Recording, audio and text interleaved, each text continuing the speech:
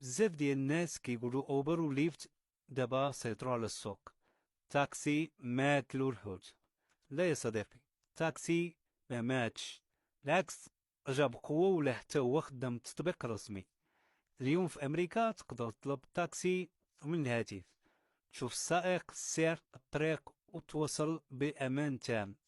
ولكن الفرق كبير بين التاكسي وأوبر أو ليفت. هو التاكسي مرخص رسميا من المدينة أو المقاطعة، ماشي أي واحد يقدر يسوق تاكسي. السائق خصو يدوز فحص أمني طبي، والسيارة كدوز المراقبة صارمة قبل ما تخدم. وكيفاش تقدر تولي سائق تاكسي في أمريكا بصفة عامة؟ تكون عندك رخصة القيادة أمريكية صالحة، يكون عندك واحد السجل نظيف بلا مخالفات خطيرة، تحصل على ترخيص تاكسي من مدينتك أو الولاية اللي فيها أنت، تتجهز السيارة مطابقة للشروط تأمين خاص للتاكسي، وتسجل مع شركة تاكسي عندها تطبيقات عديدة. وضروري تعرف القوانين تختلف من ولاية لأخرى، يعني مثلا فيرجينيا، نيويورك وكاليفورنيا عندهم قوانين مختلفة شوية. ولكن بصفة عامة هذه هي الخطوات أساسية في كل ولاية في أمريكا. ودابا المميزات اللي كتميز تاكسي على أوبر.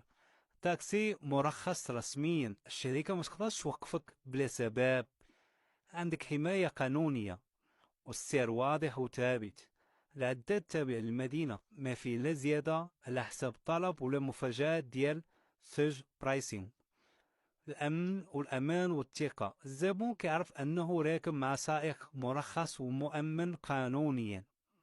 تاكسي حاضر في المطارات والفنادق، بزاف ديال السياح والزوار كيعتمدوا عليه لأنه رسمي ومعروف.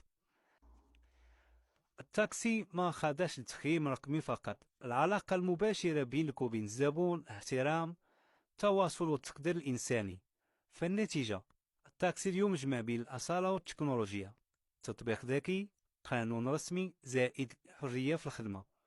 فإلا ناوي تبدا، حضر الرخصة ديالك ورخصة السيارة وشوية تصبر، لأن الطريق في أمريكا ماشي سهلة، لكن كل ميل فيه قصة وكل زبون تجربة جديدة. هذه هي حياة سائق تاكسي في أمريكا، الشرف، الحرية والمسؤولية على الطريق.